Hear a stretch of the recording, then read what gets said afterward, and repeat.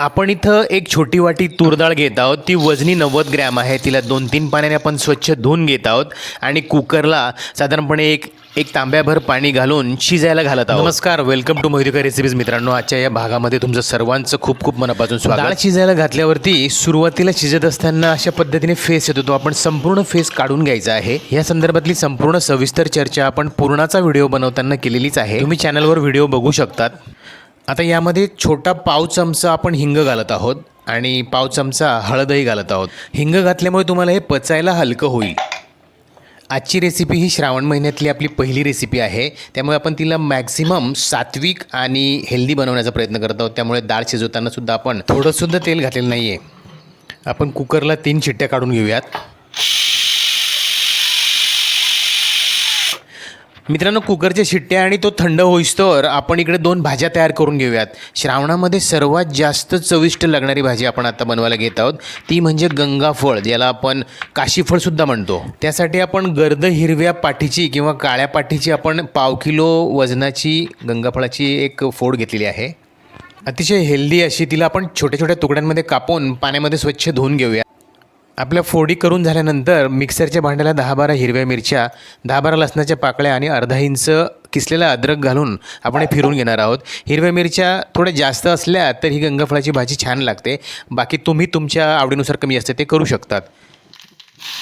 लगेचच कढईमध्ये थोडंसं तेल घालून त्यामध्ये थोडंसं जिरं तडतडलं की लगेच आपला हा मिक्सरमध्ये वाटून घेतलेला मिरचीचा भरडा घालायचा आहे. यामध्ये पाव चमचा हळद घालून छान परतून घ्यायचं आहे.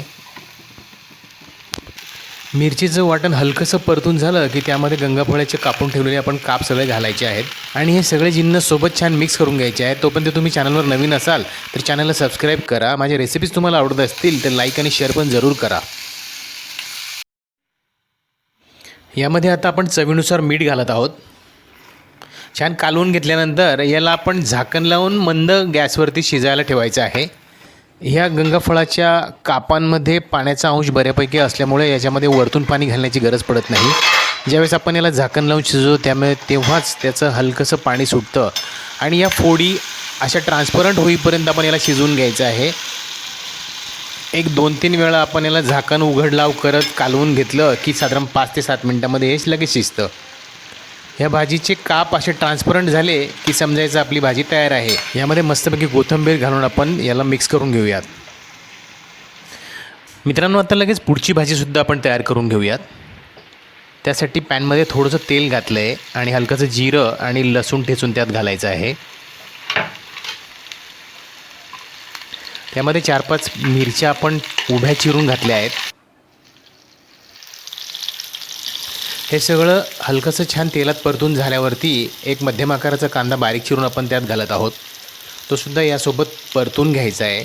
छान गुलाबीसर रंगावरती तो परतून होईल. त्यानंतर आपण त्यामध्ये कढीपत्तासुद्धा घालत आहोत. यामध्ये आता आपण पाव चमचा हळद घातली आहे. तीसुद्धा छान मिक्स करून घेऊयात. हळदीचं छान पिवळसर रंग त्या फोडणीला आलेला आहे. आपली ही फोडणी छान खरपूस परतून झाली आहे. त्यामध्ये आपण 3 बटाटे कापून छोट्या छोट्या फोडी करून घालत आहोत. हे सगळं छान मिक्स करून घ्यायचं आहे. ही सगळी फोडणी ह्या बटाट्यांना कोट होईस्तोवर आपण याला मिक्स करून घेणार आहोत. कारण बटाटा ऑलरेडी शिजलेला आहे त्यामुळे याला जास्त वेळ लागणार नाही. आणि यामध्ये चवीनुसार आता आपण मीठ घालत आहोत.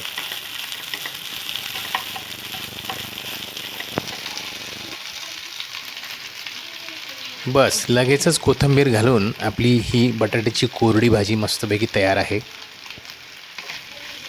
अगदी सोपी आणि झटपट होणारी पण तेवढीच टेम्पटिंग दिसत आहे. आपल्या दोनही भाज्या तयार झालेल्या आहेत. मित्रांनो, आता आपण बट्टीची तयारी करून घेऊया. त्यासाठी आपण इथं पीठ घेतलेलं आहे, कणिक घेतलेली आहे. त्यामध्ये चवीनुसार मीठ घातलं आहे. इथं आपण बट्टीसाठी पीठ घेताना जेवढी डाळ घेतली आहे त्याच्या साधारणपणे 3 पट म्हणजे 250 ग्रॅम आपण पीठ घेतलेलं आहे आणि याचा एक घट्टसर कणिक आपण डो तयार करून घेतलेला आहे. मित्रांनो, तुम्ही अजूनही चॅनलला सबस्क्राईब करायचं विसरला असाल तर चॅनलला सबस्क्राईब करा. रेसिपीज आवडत असतील तर लाईक आणि शेअर पण जरूर करा.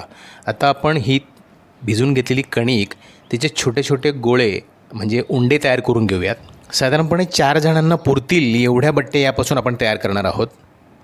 तुम्ही बघू शकता अशा पद्धतीने आपण सगळे छोटे छोटे उंडे त्याचे बॉल्स तयार करून घेतलेले आहेत आणि आता आपण एक एक करून त्याला लाटून घेणार आहोत. साधारणपणे पुरीपेक्षा थोडासा मोठा आकार असलेली आणि मध्यम जाडीची एक पोळी आपण लाटून घेत आहोत. त्यावरती दोन्ही बाजूने थोडं थोडं आपण तेल लावून घेत आहोत आणि त्याची व्हिडिओमध्ये दाखवल्याप्रमाणे आपल्याला फोल्ड्स करायचे आहेत.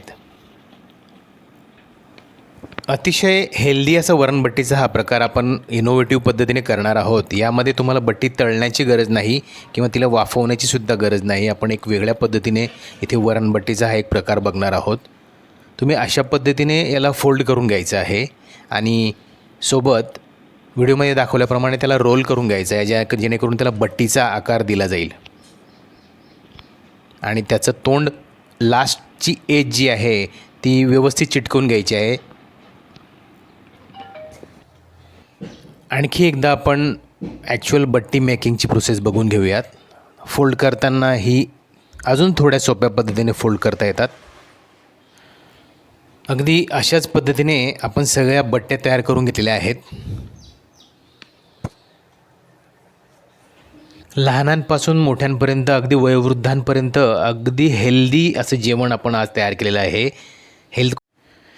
अशा प्रकारे एक एक अशा आपण सगळ्या बट्ट्या तयार करून घेत आहोत. मित्रांनो, तुम्ही एकाच वेळेस सगळ्या त्या पोळ्या पुरीच्या आकाराच्या पोळ्या तुम्ही लाटून घेऊ शकतात आणि नंतर सरळ बट्ट्या बनवायला सुरुवात करू शकतात.